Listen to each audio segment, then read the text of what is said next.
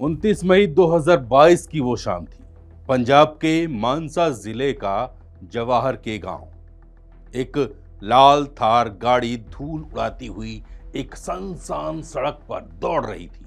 अंदर पंजाबी म्यूजिक के बेताज बादशाह सिद्धू मूसेवाला अपने दो साथियों के साथ बैठे थे। उन्हें पता नहीं था कि ये उनकी जिंदगी का आखिरी सफर है। एक दिन पहले ही पंजाब सरकार ने उनकी पुलिस सुरक्षा में कटौती की थी।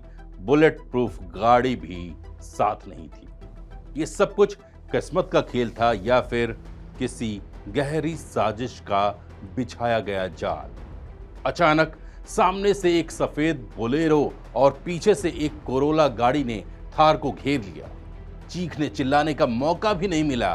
गोलियों की तड़तड़ाहट से हवाएं तक चीख उठी जैसे मौत नाच रही हो। अंधाधुंध फायरिंग हुई। हमलावरों ने बिना सोचे समझे बिना रुके गोलियां बरसाईं। मूसेवाला की गाड़ी गोलियों से छलनी हो चुकी थी। शरीर में 19 गोलियां धंसी। उन्होंने वहीं अपनी गाड़ी में दम तोड़ दिया। हर तरफ खून और सन्नाटा पसर गया था। पंजाब सन्न था।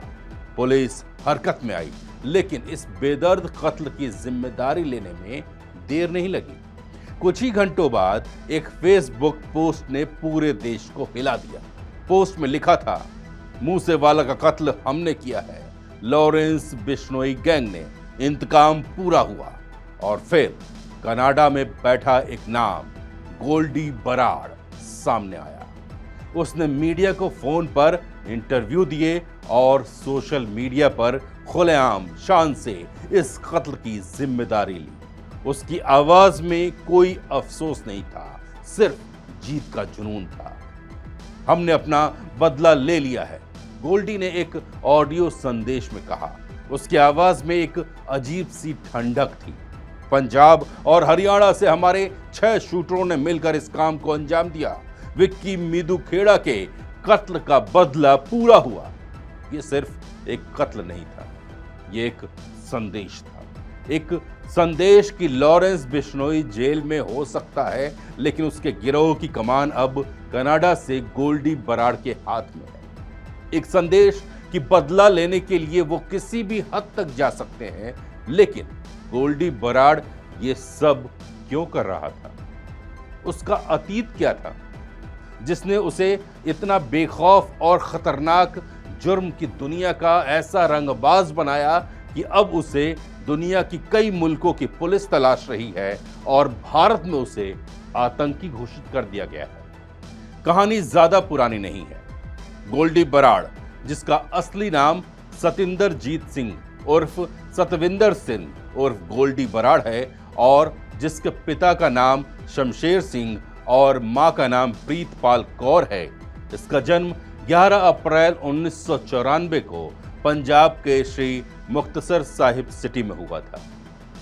बाद में गोल्डी का परिवार फरीदकोट जाकर बस गया।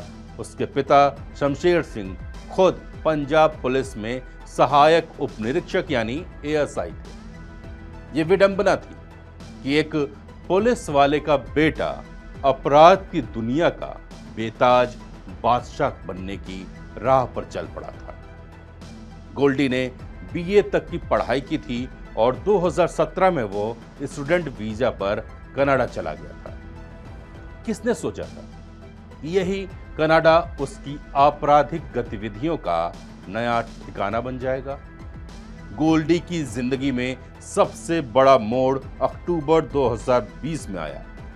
चंडीगढ़ में इंडस्ट्रियल एरिया के एक क्लब के बाहर उसके चचेरे भाई गुरलाल बराड़ की गोली मारकर हत्या कर दी गई। गुरलाल एक कॉलेज छात्र नेता थे। इस हत्या में पंजाब युवा कांग्रेस के नेता गुरलाल सिंह पहलवान का नाम सामने आया। गोल्डी बराड़ पर जैसे बिजली गिर पड़ी। उसका भाई समान चचेरा भाई अब नहीं था। उसकी आंखें सुन्न थी, लेकिन भीतर एक आग धधक रही थी, बदले की आग। उसने फैसला कर लिया, अपने चचेरे भाई की मौत का बदला वो खुद लेगा। इस बदले की राह में उसे मिला कुख्यात गैंगस्टर लॉरेंस बिश्नोई। लॉरेंस उस समय भी बड़ा नाम था। और उसकी गोल्डी से दोस्ती कॉलेज के दिनों की थी। गोल्डी को मालूम था कि लॉरेंस ही वो रास्ता दिखा सकता है जिस पर चलकर वो अपने भाई के हत्यारों को जहन्नुम भेज सके। गोल्डी ने लॉरेंस से बात की और कहा, लॉरेंस भाई, मैं गुरलाल का बदला लेना चाहता हूं, किसी भी कीमत पर। उसकी आवाज में एक दृढ़ता थी जो पहले नहीं होती थी, लेकिन अब बदले के जुनून ने गोल्डी को बदल दिया था। लॉरेंस ने जेल से ही गोल्डी को भरोसा दिया। शांत हो जा गोल्डी, हमारा भाई था गुरलाल, जो भी इसमें शामिल है वो बचेगा नहीं। जग्गू भगवानपुरिया भी हमारे साथ है। फिर आया फरवरी 2021। फरीदकोट में गुरलाल सिंह पहलवान को गोलियों से भून दिया गया। ये गोल्डी के जरिए अंजाम दी गई पहली बड़ी वारदात थी जिसने उसे पंजाब पुलिस की मोस्ट वांटेड लिस्ट में डाल दिया। गुरलाल पहलवान की हत्या के ठीक बाद गोल्डी चुपचाप अपने स्टूडेंट वीजा पर कनाडा भाग गया ताकि भारतीय कानून के शिकंजे से बच सके। कनाडा पहुंचने के बाद गोल्डी ने पढ़ाई छोड़कर अपराध के नेटवर्क पर तेजी से कब्जा कर लिया। लॉरेंस बिश्नोई उस समय भी जेल में बंद थे, लेकिन गोल्डी ने विदेश में बैठे बैठे ही गिरोह की कमान संभाल ली। वो लॉरेंस का राइट हैंड बन गया। जेल में बंद लॉरेंस से सीधे संपर्क में रहकर गोल्डी उसका इंटरनेशनल ऑपरेटिव बन गया। अब गोल्डी ही फैसला ले रहा था कि किसे किस तरह से कहां पर धमकाना, डराना है या जान से मार देना है। गोल्डी ने इस दौरान लॉरेंस से कई बार बात की, जो पहले ही भारत में अपने नेटवर्क को जेल में रहकर ही बढ़ा रहा था और दूसरे गैंग्स को अपने साथ लेकर काम कर रहा था। गोल्डी को पता था कि लॉरेंस बिश्नोई भले ही जेल में है, लेकिन वही उसका बॉस है और उसे अपने बॉस को खुश रखना था। गोल्डी ने लॉरेंस को फोन पर कहा, बॉस, अपना नेटवर्क बड़ा करना है, पंजाब ही नहीं पूरे इंडिया में अपना नाम होना चाहिए। मैं क्या कहता हूं, इंडिया ही क्यों, पूरी दुनिया में हमारा डंका बजना चाहिए। ये वो समय था जब गोल्डी बराड़ 30 साल का भी नहीं हुआ था। रगों में जोश और जुनून था और क्राइम वर्ल्ड में एंट्री के बाद उसे ऐसी पावर का एहसास हुआ था जैसा उसने इससे पहले महसूस नहीं किया था। लॉरेंस ने ठंडी आवाज में जवाब दिया, मुझे तुझ पर पूरा भरोसा है गोल्डी, जो करना है कर, लेकिन हमारा नाम खराब नहीं होना चाहिए। गोल्डी ने देश भर के कई दूसरे गैंगस्टरों से भी गठजोड़ बना लिए। वो काला जठेड़ी, रोहित गोदारा और दीपक ठट्टर जैसे अपराधियों के नेटवर्क के साथ मिलकर भारत में हिट स्क्वाड भेजने लगा, सुपारी किलिंग को अंजाम दिलवाने लगा। धीरे धीरे गोल्डी बराड़ के खिलाफ हत्या के प्रयास, रंगदारी, साजिश और हथियार तस्करी जैसे 16 से ज्यादा आपराधिक मामले दर्ज हो गए। कुछ ही सालों में पंजाब में उस पर करीब 50 मामले दर्ज हो चुके थे। उसका तरीका साफ था, विदेश में बैठे बैठे ही वो फोन और सोशल मीडिया के जरिए अपने गुर्गों को हुक्म देता, टारगेट चुनता और फिर मौत का खेल शुरू हो जाता। वो धमकी भरे फोन करता था, राष्ट्रवादी नेताओं को फिरौती की मांग करता और कत्ल के बाद सोशल मीडिया पर उसकी जिम्मेदारी लेता। एक फोन कॉल पर गोल्डी की आवाज गूंजी, जिसमें वो फुल कॉन्फिडेंस के साथ बोल रहा था, जैसे कि उसे किसी का डर नहीं। देख भाई, पैसा चाहिए, अगर नहीं मिला तो अगली गोली सीधे तेरे माथे पर होगी। तो जानता नहीं मैं कौन हूं, मैं गोल्डी बराड़ बोल रहा हूं। मेरा नाम सुन के अच्छों की पैंट। उसकी गतिविधियां सिर्फ किलिंग और एक्सटॉर्शन तक ही सीमित नहीं थी। पुलिसिया फाइल में दर्ज आरोप बताते हैं कि उसके गैंग का कनेक्शन सीमा पार भी है। वो ड्रोन के जरिए हाईटेक हथियार, गोला बारूद और विस्फोटक की तस्करी करने लगा और वही हथियार और विस्फोटक हत्याओं के लिए सप्लाई करता था। यहां तक कि शार्प शूटरों को भी हथियार दिलाता था। गोल्डी बराड़ पर आरोप है कि उसने पंजाब में शांति, सांप्रदायिक सौहार्द और कानून व्यवस्था को भंग करने के लिए साजिशें रची, आतंकवादी मॉड्यूल तैयार किए और राष्ट्र विरोधी एक्टिविटीज में शामिल रहा। इतना ही नहीं, 1 जनवरी 2024 को जारी एक अधिसूचना के माध्यम से भारत सरकार ने आतंकवादी संगठन बब्बर खालसा के साथ मिलकर काम करने की वजह से सतिंदरजीत सिंह उर्फ सतविंदर सिंह उर्फ गोल्डी बराड़ को आतंकवादी घोषित कर दिया। इससे पहले 15 जून 2022 को उसके खिलाफ लुकआउट नोटिस जारी किया गया और इसी साल फ्रांस में मौजूद इंटरपोल के हेडक्वार्टर से गोल्डी बराड़ के खिलाफ रेड कॉर्नर नोटिस भी जारी कर दिया गया, जिसका मतलब है कि जो देश इंटरपोल के साथ जुड़े हैं वहां अगर गोल्डी बराड़ दिखता है तो उसे तुरंत गिरफ्तार कर लिया जाएगा। मूसेवाला की हत्या के अलावा भी गोल्डी बराड़ के नाम कई बड़े और संगीन अपराध दर्ज थे। 6 अप्रैल 2002 को पंजाब के पटियाला में यूनिवर्सिटी के बाहर कबड्डी खिलाड़ी धर्मेंद्र सिंह का कत्ल। 10 नवंबर 2022 को डेरा सच्चा सौदा अनुयायी प्रदीप सिंह का कत्ल। गोल्डी ने इस हत्या की भी साजिश रची और उसे अंजाम दिया। अप्रैल 2022 में मोगा के गैंगस्टर हरजीत सिंह पेंटा का कत्ल और हाल ही में रियल एस्टेट कारोबारी आशीष गुप्ता पर हुए हमले की जिम्मेदारी गोल्डी और रोहित गोदारा ने एक ऑडियो मैसेज के जरिए ली। गोल्डी बराड़ का नाम अब सिर्फ पंजाब या राजस्थान तक सीमित नहीं है, बल्कि उसकी पहुंच ग्लोबल है और उसका इरादा आपराधिक और हिंसक है।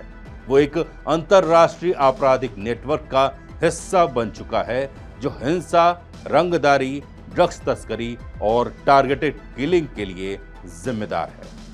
कनाडा की अपराध रोकथाम agency BOLO be on the lookout ने भी गोल्डी बराड़ को अपने टॉप 25 मोस्ट वांटेड भगोड़ों की सूची में शामिल किया है और उसकी गिरफ्तारी पर $50,000 यानी करीब 40 लाख रुपए का इनाम घोषित किया है। अभी कुछ ही दिन पहले 15 जुलाई 2025 को कनाडा के अल्बर्टा प्रांत के प्रीमियर डैनियल स्मिथ और सार्वजनिक सुरक्षा मंत्री माइक एलिस ने एक ज्वाइंट स्टेटमेंट जारी कर कनाडा सरकार से लॉरेंस बिश्नोई गिरोह को आतंकवादी संगठन घोषित करने का औपचारिक आग्रह किया। इससे कुछ हफ्ते पहले जून में ब्रिटिश कोलंबिया के प्रीमियर डेविड एब्बी ने इसी तरह की अपील की। फिलहाल एक और बड़ी खबर आग की तरह अंडरवर्ल्ड में फैल गई है कि लॉरेंस बिश्नोई और गोल्डी बराड़ के बीच दरार पड़ गई है। सोशल मीडिया पर एक कथित ऑडियो संदेश वायरल हुआ जिसमें बिश्नोई के छोटे भाई अनमोल बिश्नोई के अमेरिका में चल रहे एक मामले को लेकर दोनों के बीच बढ़ते तनाव का संकेत मिला। दरअसल अनमोल बिश्नोई को पिछले साल नवंबर में अमेरिका में गिरफ्तार किया गया। हालांकि उसके बाद में जमानत उसे मिल गई, लेकिन सूत्रों का दावा है कि गोल्डी बराड़ और अजरबैजान में मौजूद गैंगस्टर रोहित गोदारा ने उससे दूरी बना ली और जमानत बॉन्ड में मदद करने से इनकार कर दिया। नतीजतन अनमोल को अब GPS ट्रैकर पहनना पड़ता है। जो ऑडियो वायरल हो रहा है वो गोल्डी और गोदारा का बताया जा रहा है। उन्होंने श्री गंगानगर राजस्थान के रियल एस्टेट कारोबारी आशीष गुप्ता पर हालिया हमले की जिम्मेदारी ली। ऑडियो में जो व्यक्ति गोल्डी बराड़ माना जा रहा है उसने अनमोल से किसी भी वर्तमान संबंध से इनकार किया और गुप्ता पर हमले को उचित ठहराया। ऑडियो में कहा जा रहा है कि हमारा अब अनमोल बिश्नोई से कोई संबंध नहीं है और हमने ये अपने सभी भाइयों को साफ कर दिया है। उसे मारना नहीं था, सिर्फ एक सबक सिखाना था, इसीलिए उसे पैर में गोली मारी गई। अगर वो समझ गया तो अच्छा है, अगर नहीं तो अगली बार उसे सिर में गोली मारी जाएगी। गोल्डी और गोदारा ने एक सोशल मीडिया पोस्ट का सार्वजनिक रूप से खंडन किया था जिसमें गुप्ता पर हमले का श्रेय अनमोल बिश्नोई को दिया गया था। अब यही वजह मानी जा रही है कि जिससे गोल्डी बराड़ और लॉरेंस बिश्नोई के रिश्तों में दरार आ गई। उस 2.5 मिनट से ज्यादा के संदेश में गोल्डी होने का दावा करने वाले व्यक्ति ने पाकिस्तान की आईएसआई से फंडिंग मांगने के आरोपों से भी इनकार किया और खुद को एक राष्ट्रवादी के रूप में पेश करने की कोशिश की। उसने कहा कि बिना आधार के किसी को देशभक्त या गद्दार या इस तरह का लेबल न दें। हमने जो कुछ भी किया है खुले तौर पर किया है।